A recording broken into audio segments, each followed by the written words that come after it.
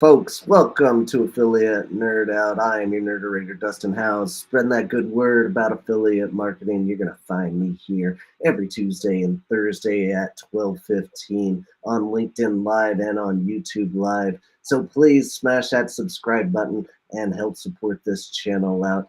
My nerd guest of the day is Sarah Bundy, an old friend in the industry, owner and founder and CEO of AIM, All Inclusive Marketing. Sarah, welcome to the Nerdatorium. Thank you for having me. I've been excited to join the Nerd Club for a while. Well, I mean, technically, this is your second time. You're in the two-timer club here, exclusive to Nick Marchese and Kristen Evans. This is this elite class up here. Right on. We're sort of the OGs in a way, I suppose. Hey. Absolutely. You have been such an inspiration to my affiliate career, and I am just so honored to have you today. You're always supporting everybody and always a smile on your face, and so glad to have you on today. Thank you. I appreciate it, Dustin. Awesome. We're going to have some live Q&A, so if you have any questions for Sarah or myself, drop them in the chat. Our big question of the day is going to be all around the future of affiliate marketing. We would love your opinions. What do you think the future holds for affiliates?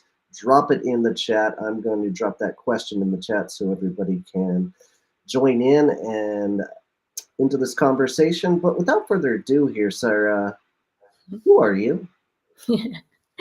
Nice to meet you all. I'm Sarah Bundy. I'm the founder and CEO of All Inclusive Marketing. For those of you who have not heard of us or heard of me, I've been in the affiliate marketing industry for 2 decades now. So once we hit January, it'll be literally 20 years. We started All Inclusive Marketing back in 2009. We started as a full service affiliate and digital marketing company, which I can explain a little bit of details on. But today we are a company that focuses exclusively in affiliate strategy, consultation, and management. And we help clients in the B2C and B2B world scale their partnership programs and their revenue all around the world. Beautiful. And you said you're closing in on 20 years now. Is that journey been consistent through affiliate, or have you taken breaks? What else has happened in your life that is notable? Yeah, so that's that's a good question. And yes, I did take a break. I had to think about that for a second. I started in the industry in 2004, beginning in 2004, right out of college. I ended up working for a company called Clearly. So at the time it was Coastal Contacts, and it transitioned into Clearly, which became one of Canada's best success stories. I was fortunate enough to be one of the first employees there, did really well as a sales manager, and then ended up being invited to run the online sales team, who all worked on a commission basis, who happened to all be affiliates. And I didn't know what it was at the time. And I said, of course, I'll help. So I got thrown in and I learned all about affiliate marketing on my own. And I did fall in love with it back then immediately, because it was this awesome blend of relationships, of strategy, of data, of creativity, and meeting people. I like networking. I'm an extrovert. And I just found people to be really creative and cool. And I learned so much. And today, 20 years later, I'm still learning so much. And all of those things for me still hold true. So fell in love with the industry, worked in-house as the affiliate manager for 3 years. And then my husband and I were starting to talk about having kids. And we said, before we have kids, maybe we want to travel a little bit. Yeah. So we decided to quit our jobs and sell everything we owned and backpack around the world for a year. And so we did. So we just spent 3 months in Africa, and we spent 3 months in Europe, and we spent a whole bunch of time in Australia, and then we did some parts of North America, and had the time of our lives, and came back super duper broke, but very happy with lots of memories. And when we came back, I actually ended up getting into agency life, because when we were traveling, one of the guys who was working with me at Clearly on the marketing team, his specialty was SEO and paid search and email marketing. He said, hey, when you come back, while we were traveling, he said, hey, when you come back, let's start an agency together. I said, thank you, but no thank you. I am not interested in doing that. And he was very persistent. And 3 times he contacted me while I was on the road. And he said, look, like there's a huge opportunity to bring our collective expertise out there. There's not a lot of agencies who specialize in affiliate marketing. You're 3 years into it in a pretty new industry. Like, I don't know how to do what you do. So I actually wrote a business plan. I did the research. I wrote a business plan while I was in Africa, actually, and realized that there was a need for affiliate marketing expertise for brands who were trying to figure it out on their own. And there were not a lot of affiliate managers in the space yet. And I think at the time there were only like 6 or 7 affiliate management agencies. Now there's a lot more, clearly. But I was like, okay, well, let's give it a try. I had, not committed to anything when I had come back. So we started that company. And then about 15 months into it, at this point, Ian and I had decided to have a family. So I'm 6 months pregnant, a few months into this particular company. And I realized that he and I were not value aligned at all. And skipping some of the more difficult conversations, some more difficult parts of that, it ended up being so much disagreement and contradiction of values and strategic approach that at 6 months pregnant, I started getting like really exasperated. And this one particular week, I ended up in the emergency 3 times. And the doctor on the 3rd time in the same week, he said, look, you're either going to lose your business or your baby. So just pick one. And so the next day I sold the company to him for $1 and I walked away. And I started all-inclusive marketing again from scratch. Or I should say, again, I started all-inclusive marketing from scratch by myself with my husband, beside. Ian Bundy is my husband and the other co-founder of AIM. And built that back up from nothing while I was pregnant and had a baby, like crawling around. So that's basically the 1 year that I took off was when we backpacked around the world. And since then, I've been hustling hard and grinding every day. And I think last summer we took 2 months off, and that's the longest time that we were able to take off since then. But getting more time back, and I can fill in more blanks. I see we have some guests, so hi everybody. Awesome! What a journey that you've been on. You fell into marketing and fell in love with it because it works with your brain. It challenges you, just like many of the folks that are still in this industry today. If you want to get a hold of Sarah, I'm going to drop her link in the chat, and the question of the day is in there. If you'd like to be in Sarah's seat, go to dustinhowes.com/nerd and join me on Affiliate Nerd Out. I'm always taking on new guests. So all inclusive, how did you make that? You know what? Let's jump in this chat and say hi to everybody. Is this still on? Yeah. Yes, still on. Absolutely, this is on. Yes, we are here. Drop a question. Drop a hello. What's up, Abe? How are you? Thanks for joining us. All right, so let's talk about the origin story of all-inclusive marketing. How did this name come about? And we heard the backstory on like how it got created. Right. So where did the name come from? Why the brand? Exactly. Well, this is sort of an interesting curveball because before I got into affiliate marketing, I actually worked as a travel agent for a year. So when I was doing that, ironically, my mom phoned me last week and she said, hey, Sarah, I found a box in our garage that's like 25 years old and it has a bunch of your stuff in it. I was like, oh, that's cool. I'll take a look and see what's in it. And one of the things that was in it was this stack of customer reviews that back then people would write in and send by mail to head office to say, this person did a really great job. Anyway, so at the time, I'd won a bunch of awards for customer excellence and sales excellence and just taking really great care of the clientele that was at this travel agency. And one of the things that I would sell a ton of was all-inclusive packages to very luxurious places that were all 5 stars, where people were immaculately taken care of. They'd pay one price and just everything was taken care of. They didn't have to worry about a thing. They could kick their feet up and everything was just taken care of for them. And they didn't have to worry about anything. So when we had started AIM, and I was thinking about what kind of an experience do I want my clientele to have at AIM, I wanted it to be this like 5-star, immaculately taken care of. You can kick your feet up, know that you're going to be, you can trust us, and we've got your back, and anything that you could possibly need, we will make sure is at your fingertips, and just, you don't have to worry. So I thought about this all-inclusive piece, which stemmed then further into 2 other pieces. One was, is there an opportunity to provide everything that you would need in digital marketing? Mm-hmm. So in the beginning, we actually started by also providing SEO, digital strategy, paid search, social. There was a lot that was going on in the beginning because, again, this all-inclusive package, we'll take care of it all for you. And then I'm a very, very, I feel strongly about things like diversity and equality.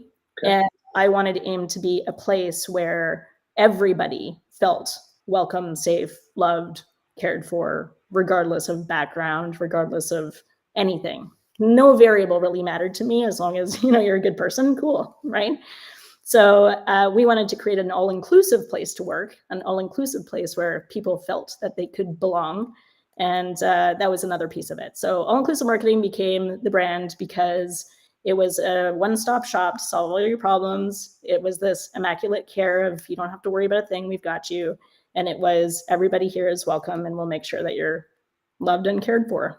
Fantastic. And you guys have made an incredible name for yourself over the years. You have a fantastic track record, and people say great things about you in this industry. And I'm really interested in that concept of, I'd like to get into who you're servicing today, but like your origin story, starting off with all things digital and doing SEO and everything beyond. Why do agencies go down that route of more than just one channel and not focus on affiliate? Yeah, I think it's a couple fold. So one is it gives them an opportunity to cross-sell and upsell more things, right? So revenue opportunity for themselves to grow. On the flip side of that is solving clients' problems in one place, right? So it allows brands and clients to come and not have to sign lots of different contracts, work with lots of different vendors.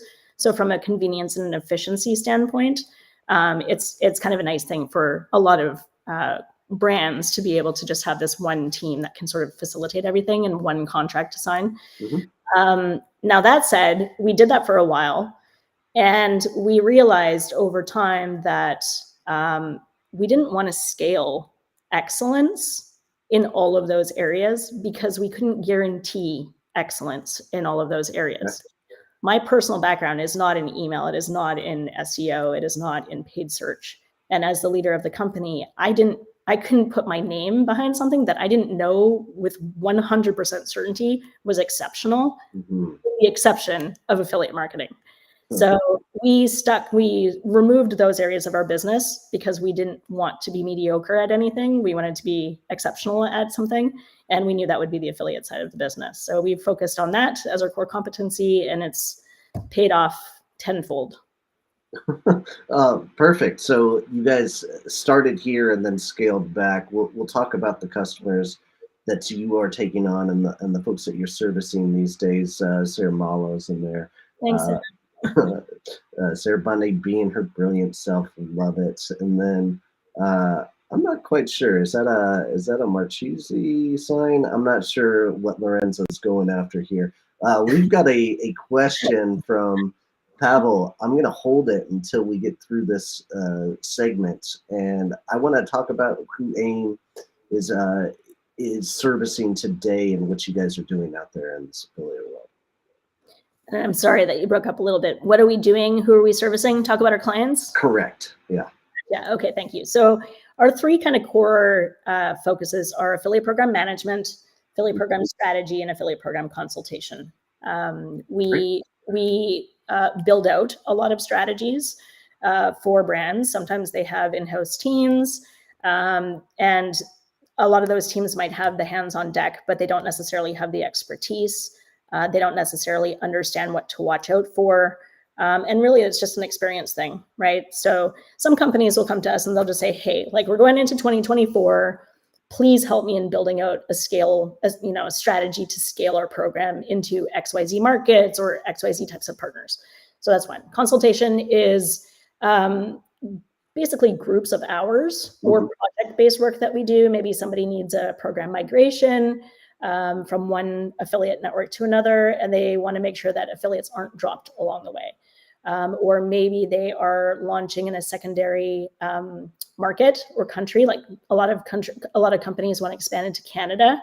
We're experts in the Canadian market, so they might work with us and say, how can we set this up correctly for success, taking into consideration things like Canadian laws, Canadian language capabilities, different types of partnerships, any kind of, legal things that we have to consider from a compliance standpoint. So we can help with that. And then there's the guys who come to us and they're like, look, like we have one person in-house managing our affiliate program. They can't do it all. Can we hire you to help support them? Or they might have nobody in-house and they say, look, we know we need an affiliate marketing program. Can you structure a team to help us, break these markets and scale from there? And so that's the type of work that we do. We have two kind of categories for our team. So we have our B2C team.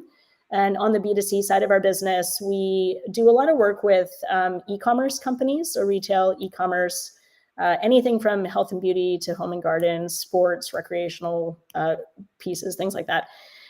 Lots and lots of stuff with B2C. We have travel and hospitality, so travel brands and hospitality brands, because that was my background before I got into affiliate marketing. And then on the other side of it, we have a B2B side of our business now, and we've been doing B2B affiliate marketing for 4 years, almost 4 years now. And we've won many awards now for the work that we've been doing in the B2B space, including just recently the Global Performance Marketing Awards last month in London. We won Lead Gen Campaign of the Year for our work with Oracle NetSuite.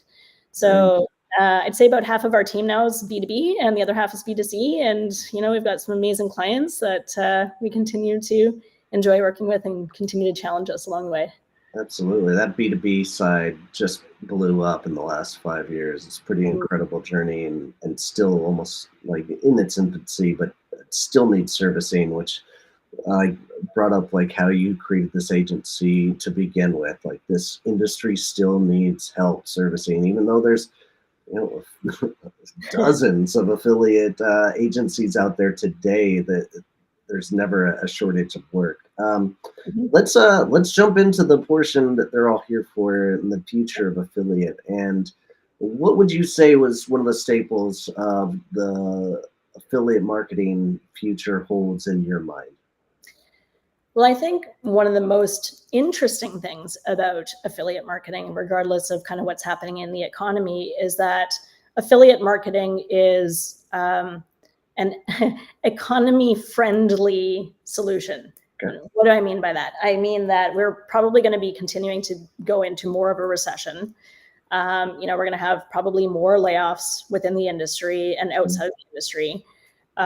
Borrowing money is extremely expensive today, right? Interest rates are up. It's, there's a lot of stuff going on in the world.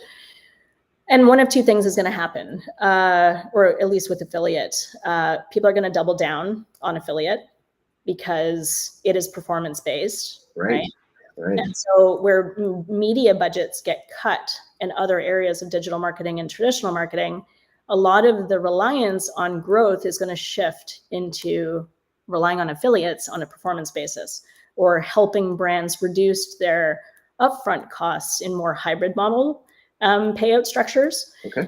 And maybe marry some of these different marketing channels together to create more creative payout solutions that can not only reduce the budget requirements for advertisers up front, but help affiliates and even content creators and social influencers earn more off the back end.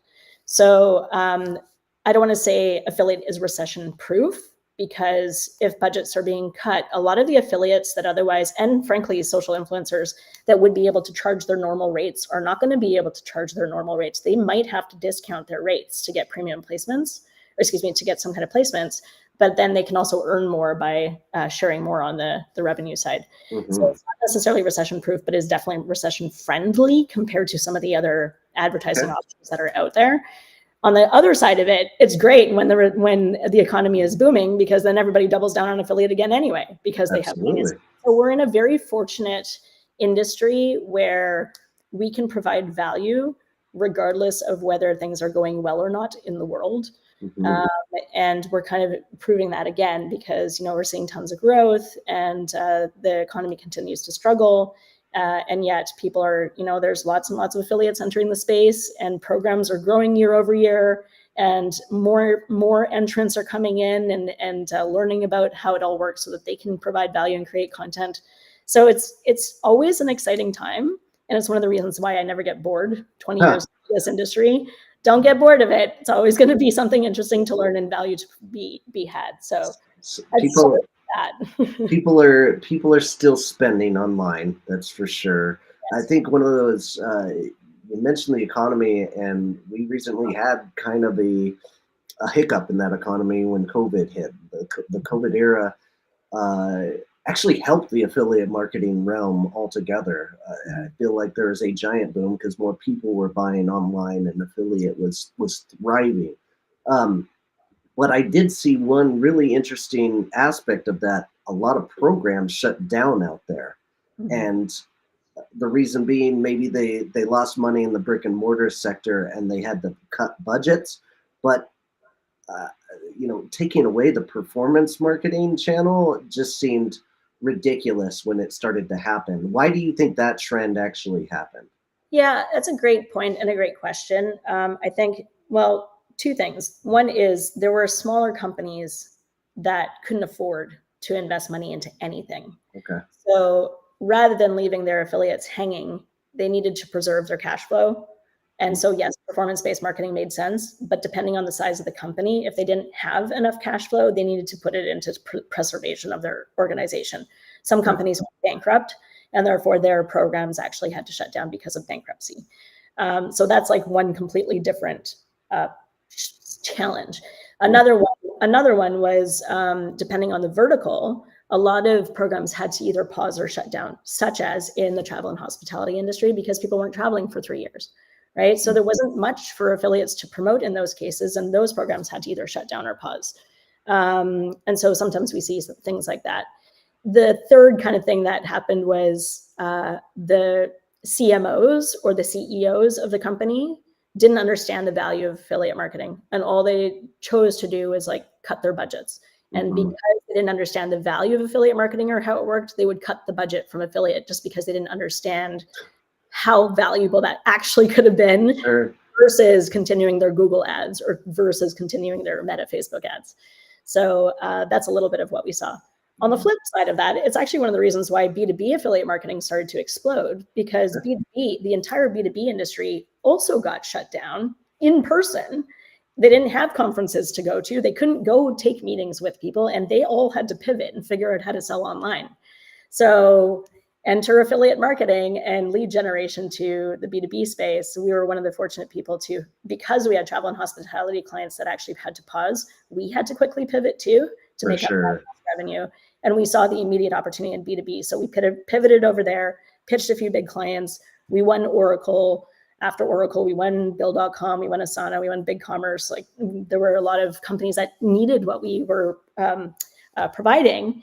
And we've done extremely well with it. Those clients have grown year over year. And like I said, we've won a ton of awards for the B2B work that we're doing, but it was a need. It was a need of the industry, and we saw that, and we jumped on it pretty quick. And luckily, we've got a team who's, learned how to do it in a really, again, I want to put my name behind this stuff, right? Mhm. So proud of the work that they're doing, and the clients are really thrilled and happy. And we actually just got another sort of recognition in British Columbia for one of the most reviewed 5-star agencies in the B2B space. And it's been a lot of our B2B clients who've actually been giving us reviews on Clutch. Nice. So it's been going really, really well. And yeah, that's one of the trends. Excuse me. So growth of B2B, and that's one of the reasons why some programs shut down. Awesome. And interesting that even agencies have to pivot sometimes, depending on what things are thrown at you or what the future throws at you. And let's talk about the influencers versus affiliates and the separation between these worlds that we've traditionally had. Do you still see that affiliate and influencers are going to be separate moving forward in this industry? That is a great question. And actually, that's one of the things that I was forecasting for 2024, that the gap is going to start to get a little bit smaller, right? Okay. So I don't believe that there is as much value in keeping them separate. I think that there's a lot of opportunity for PR teams, influencer teams, content creator teams to work with affiliate teams. There are social influencers who are getting tired. They're getting tired of constantly having to sell sponsorship, and they get paid $5,000 one time for this particular package. They do create the content, and then their revenue stream just stops altogether. Right? There is no cash flow after that. Sure. So a lot of them are pivoting. Did you hear my dog run in? I did. I just saw your face. Like, yeah, I knew it was going to happen. Oh no! Just don't start barking. Sorry. So there's some social influencers who are going to have to pivot. Okay. In order to diversify their own monetization, in order to find the longevity to continue to create content, right? So what we're seeing at AIM is a lot more hybrid model partnerships. Okay. And these are partnerships where AIM or the affiliate team will partner. Can you hear that? I'm so sorry. No, didn't hear it all. Okay, I mean, he found a ball and is like, it's a squeaky ball and it's very squeaky. So sorry if you're hearing that in the background. Sure. Anyway, so they want to find hybrid model compensation payouts because it's more passive income for them. With the recession and budgets being cut, they can't necessarily sell at the same rate that they would if that wasn't going on. And so they're trying to make up that lost revenue on the back end, right? So if they can't sell a package for $5,000, a social influencer, if they can't sell their package for $5,000, maybe they can sell it for $2,500, but also earn 10% commission on sales. So then the tracking has to be correct, right? The nice thing too is that after they create that post, their revenue stream doesn't stop because the affiliate model allows them to earn over a longer period of time, right? Great. So what we're seeing and what we've been testing over the past few months, which has been working very well, has been partnering with the social teams, the content teams, the brand teams, the influencer teams. Yeah, sorry, Mark, did you hear that? Squeak, squeak. And so we've been partnering with these guys to do these beta tests to see how we can marry these relationships together. And sometimes the brand influencer social teams are bringing in the partners, and then we're tacking on how to track on the back end and compensate on the back end so that we can see the results all the way through the funnel. And then sometimes we bring them in and then, engage the social teams to make sure that the brand alignment is there or the content story or campaigns are aligned with some of their other initiatives. And it makes for really engaged partners. And it's saving money for the advertisers, and it's helping the partners actually earn more as well. The only thing I will say, so to answer your question, yes, I'm seeing this more and more, and I believe it's going to continue to be the way that 2024 is going to unfold. And I encourage people to work more in conjunction with their affiliate and their social teams because there is a very complementary crossover there. But a couple of things to just kind of keep in mind. There are some content creators who are, TikTokers and they're, Instagrammers. And a lot of the content that they're going to put out is it shows up, it might get tons of views or tons of attention for a little bit, and then it disappears, right? So they can still technically monetize that, but the longevity of that content is very limited, right? So that means that the earning opportunity for both the publisher and the advertiser are also very limited. So if the only strategy is to work with TikTokers and Instagrammers, typically sales will do this. You'll have a spike, it'll go down, but it stays pretty flatlined because it's not an evergreen strategy compared to if you're working with influencers and content creators and brand ambassadors who are leveraging things like YouTube or their own websites. They say they have their own blog, or they might be an Instagrammer or a TikToker, but they have a huge, often mailing list, and they hit them up with some cool stuff that they had featured, but there's again that longevity afterwards. That's how you get sales to go like this instead of like this, right? So we got to be thoughtful over where is that content going to live and how long will it be alive for, so that both the publisher and the advertiser have earning opportunity over a longer period of time. Great points in there. The hybrid model has been popularized and finally gaining steam. I feel like influencers are really coming around to that concept. But 5, 10 years ago, it was really difficult to talk influencers into this and educating them. Like, you have a better opportunity to make more money in the long run, and if you can have that long-term thinking, we can make a partnership that is going to be much longer lasting, and we can keep replicating it. What is the talk track that you're seeing success with, like educating them as quickly as possible? Because you got to get an email out there or a DM that is pretty short and concise, yet you explain like everything that benefits them. Yeah, we've tried that approach. It is very difficult. We are actually one of the early companies that had, tried to roll this big boulder up the hill on that one. And Sure. we had hired like full on like content recruitment teams, Yeah. and we had all the educational material in the world, and it was very difficult. The timing wasn't right. We were too ahead of the curve on that one at the time. What we have found working is a couple things. One is if we build out a business case for them and say, you've sent us your media kit, we've looked at your media kit, and let's just use $5,000 as a placement. They write a blog post, they put social posts out, right? Maybe there's a feature in a newsletter.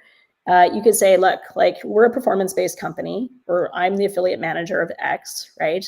I can't approve $5,000 for a paid placement because that's not my department. Okay. We don't have that kind of budget. What I can do is I can give you $2,500 and then 10% on sales. And based on your media kit, with your traffic, your audience, our click-through rates, and our conversion rates, you'd actually earn $12,000 from this post instead of $5,000.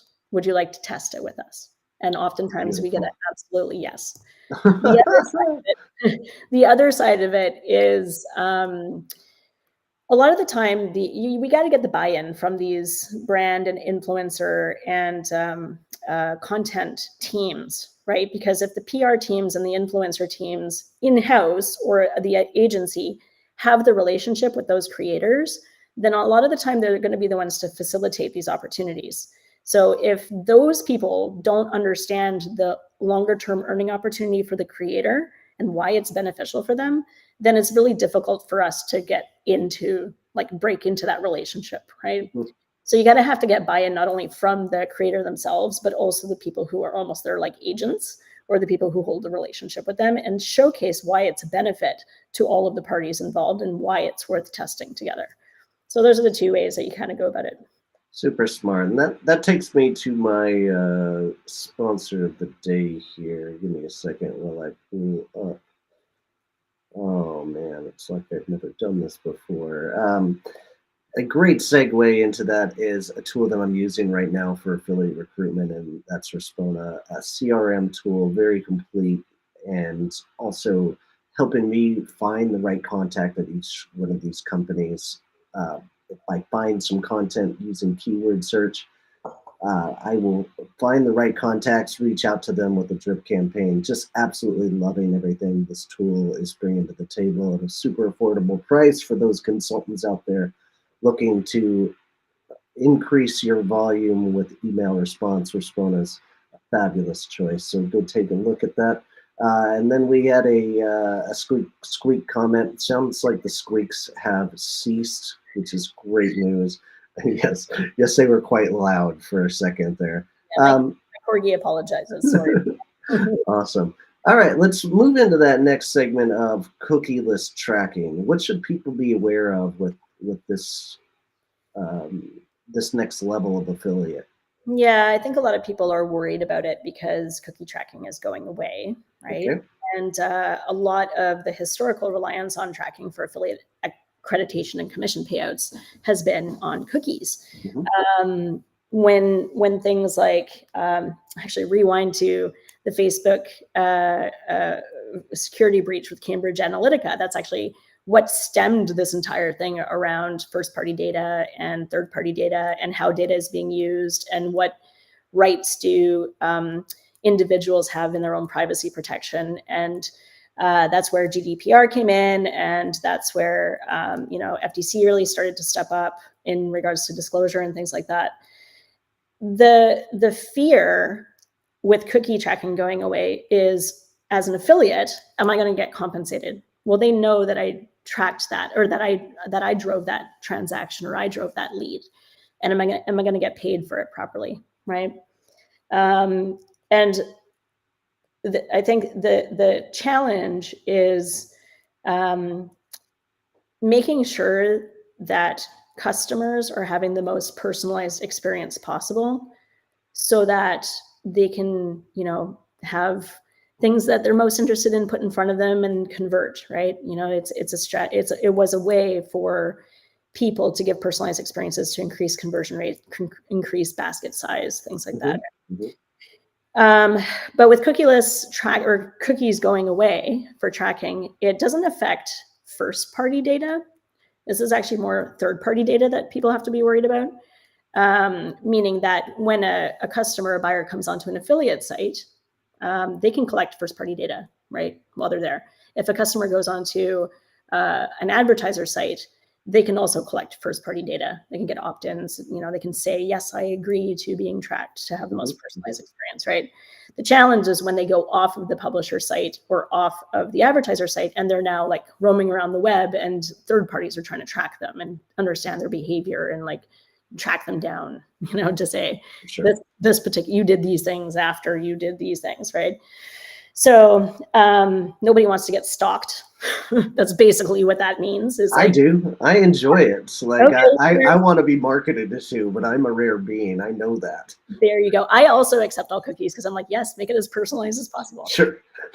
So I think that there's still opportunities with first-party data collection, which is one of the reasons why a lot of investment companies are actually looking at publishers and advertisers and solutions that are collecting first-party data, because it is opt-in. It is, like, I want you to have my information so that I can have the best possible experience.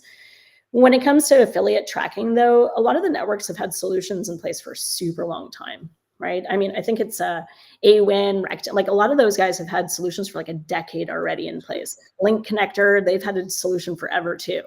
And what they're doing is a lot more of post-back. Yeah, totally. It's creepy, but very useful. I agree with Mike. I like it. It helps me with my shopping. But anyway, in my mind, I'm like, Apple knows everything about me. Google knows everything about me. Like, saying no to cookies on one particular site at this point, it's almost too late. Like, it's out there, right? But from a compensation standpoint, a lot of these networks have come up with solutions a long time ago, whether it's server-to-server tracking or it's post-backs or things like that. So there's creative solutions out there. I would not worry at all whether cookies disappearing is going to be able to still credit affiliates appropriately or not. I believe it's going to be fine. And a lot of those solutions have been there for a really long time. It just means that, people have more right in saying, I just don't want to have cookies tracking me when I'm off your site. For sure. And I think that it actually opens up more opportunities in the affiliate space. Like, tvScientific is way ahead of this game right now, where they're getting credit if somebody watches a video that was tracked from that cookie originally, or the cookieless tracking, excuse me. But they're getting credit. And I think there's going to be more that are emulating exactly what they're doing in this industry, and trying to negotiate a deal that doesn't have to be last click based like it has been for the last 20 plus years in our industry. And I think we might evolve in some kind of good way in this market, where affiliate just doesn't get the leftovers of whatever the other channels are not taking credit for. And you mentioned post-back tracking, and we had a really good question here from Pavel here. Have you heard AppFlyer no longer supports receiving S2S interactions since 15th of November? How it would fluence the marketing? Okay. Yes. Server interaction since November 15th. Okay. Like, it will kick in November 15th, because I think that, yeah, might be a language barrier issue, but I actually I don't have any information about what AppsFlyer specifically has done or is doing yet, so I can't speak to that one. Although I will look it up after this call, because that's very interesting to me too. Do you have any insight on that? AppsFlyer is usually for app downloads. I want to say that's been my interactions with it. I don't have enough experience to be articulate here, but it was a good question. The S2S tracking is becoming more dominant through this industry. More affiliates are asking for it throughout these last few years because they want more visibility on what's happening internally, where their tracking is, or what is actually converting. They want more data for all of that. So more popular, more asked, especially in the B2B space. Yeah, it's a good question. I'm going to look into it after this call because I don't know the answer to that question. So thanks for throwing one out there that I can look into after this. Awesome. Well, we are just about out of time. I was hoping we could get into the AI portion of this and maybe even the compliance, but I want to go over something that's I've seen from you throughout the years, and that's the rising tides methodology. And your generosity shines above many others in this industry. Every time I see you, you're always asking me, what can you do for me? And that has been super helpful in my career. I'm hey, can I get a backlink? Like I never really take much from you, but I always appreciate the sentiment. I'm curious where this generosity came from in this industry. Well, thank you for saying so. That makes my day knowing that I can make a difference and help some people out. I think when I was a really little kid, I decided that my purpose in being here was to help as many people as I can before I die. And that is as simple as it is. I just want to help as many people as I can before I die. And if that means that I'm putting myself out there to make sure other people are going to be okay and successful, then I will do that. So I don't know what else to say aside from I just like helping people. I'm a service-oriented person, and it makes me happy to see other people grow and thrive. And if I can contribute even a little piece of that, it makes my heart happy, and knowing that I did something useful with my time here. Well, it makes the world go round, and we need more folks like you in this industry. And on that note, like, you got any lessons or tips throughout your journey that you want to share with young entrepreneurs out there that might be doing agency life or jumping into the affiliate realm? Oh gosh, that could be like a whole hour. We should do another topic. We should actually do a whole other nerd out about that topic because that's a good one. But I like it. Gosh, I have a lot of things. I would say be very clear on what value proposition that you're bringing to the table and understand why it's better, faster, and more valuable than other solutions out there. And then how you're going to make it sustainable and how you're going to make it scalable. Okay. So solve problems better than everybody else and understand the value of that, and then figure out how to scale it and make it sustainable. Oh, man, that's advice I can give in a nutshell. That is a beautiful lesson of the day. Find that market of it's just saying underserviced folks in this industry, and you found your niche, and that you build your business from that. Find that underserviced branch of people and go and help them as best you can. You don't even need to ask for a lot of money early on when you start learning this.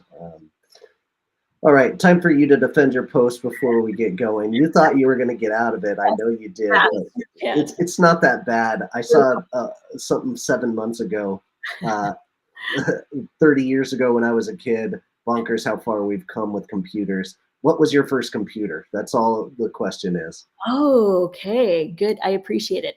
I don't remember the type, but I do remember that I would actually have to type in load for it to even start.